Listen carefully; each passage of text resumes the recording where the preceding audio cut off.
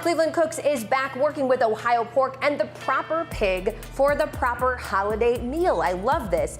Shane, tell me why a pork loin is just a great choice for a family, maybe a big family, a big gathering come holiday time. Well, I think it's, first of all, it's a pretty versatile piece of meat. You could do it so many different ways. Yeah. And it's pretty affordable too. Yeah. And you could buy big pieces of it if you want. So I think if you're trying to feed an army like my family is, you want something that you're not going to break the bank on, but also is going to maybe be a little more upscale or maybe a little different than just having a turkey or something like that. I think it's something you could dress up and make it really nice, and that's what we try to do here. I think everybody's turkeyed out after Thanksgiving, right? Sure. And yeah, if you need to feed more than a couple of people, finding this piece of meat that takes on pretty much whatever, like you said, flavor you give it, and it's forgiving too. I think too. If you're hosting, you've got 7 other things that you're doing at once. This is something that really would be a good choice. And it doesn't take you 10 hours to cook or anything like that. So that's a really good point. Growing up at my house, I know my mom was always running around like all night long in order to do that oven space is valuable real estate when a holiday comes around, right? Absolutely, yeah. So it's definitely one of our favorites around here. We only run it a couple times a year, but people have become to love it, or started to love it. So that's something that you run as a special here at the Proper Pig, using Ohio pork. Absolutely. All right, so tell me how we start with this beautiful piece of pork here. So this piece is actually normally twice the size. So we could cut it into any different sizes we want, but we feel like this is what will feed a family. Also, I think it's kind of cool. You could take a big piece like that and do like a third Cajun, a third barbecue, a third maybe like a roasted or something like that. You can give it a little bit of, you can add variety. As time goes on, the holidays are maybe becoming a little less traditional, where people are trying to do more interesting things with their meal rather than just like mom's dry turkey, right? Like, not my mom. Don't tell mom. Don't tell mom. All right, where do we start here, Shane? So we love the sweetness of pork because we know it could handle a little bit of heat. Yeah. So we make a chipotle puree. So this is chipotle peppers. So it's got a little bit of a kick to it. Yeah, for sure. And smoke to it too. Yeah, smoke to it. So it goes really good with the sweetness of the pork. And when we smoke it, everything just balances pretty awesome. Okay. So we get really kind of messy with this. And I'm gonna let him do that. Yeah, we use this as a base on our well, in the same way that you will see with like other barbecues, where you put like maybe a mustard base or something, massage it into the meat first, and that really kind of let it permeate that piece of meat. We don't do any trimming. I think this piece is just so easy, and I think you could really impress your family without really, they might think you know more than what maybe you got some new in-laws, maybe you got some house guests, maybe you're hosting for the first time. This is a good And they're gonna say, oh, that's really great. And little do they know you didn't really. Don't tell anybody.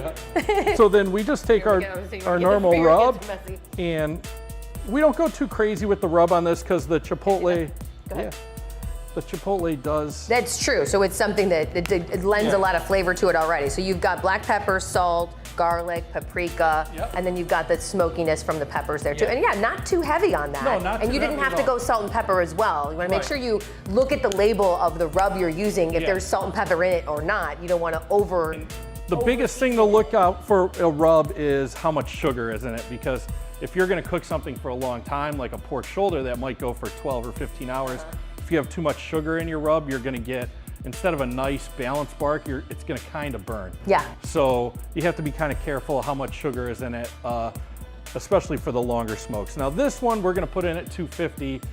And are you putting it in the oven or the smoker? We put ours in the smoker. Okay. If you were oven, I would do 350. It's fine.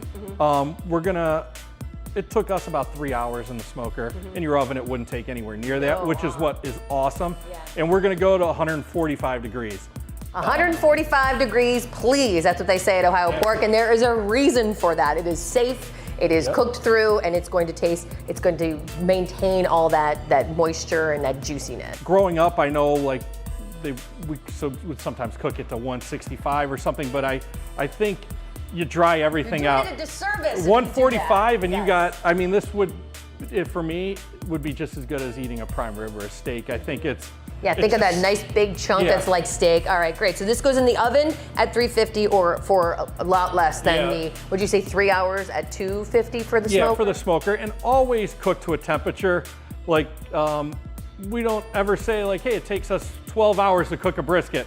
The brisket's done when that piece of meat decides to hit the right temperature, or the pork shoulder or whatever. So we always recommend cooking to the right temperature, so 145. Right. And then you pull it, and you're going to want to let it rest for a little bit because it is a big, dense So piece of that's meat. an important tip too. This is, you think of turkeys resting, you think of like a roast resting, but this is something you want to see that do that yeah. too. Okay.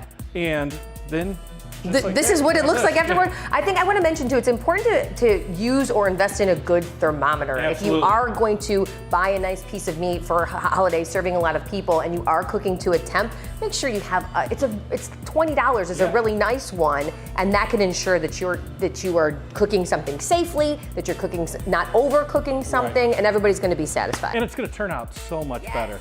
And I'm such a cooking nerd, even when I go on vacation, I pack my instant read thermometer because a lot of rental places don't have a thermometer, so you're trying to cook a nice meal and you end up burning it. I want to travel with this guy. All right, so this is what it turns out in the end. This is already rested? Yep, this is already rested. Go ahead and slice that open and see. Now we want, what kind of color you're looking for? So, just like that? Oh, yeah, just like that. And we have the real nice smoke ring around the outside.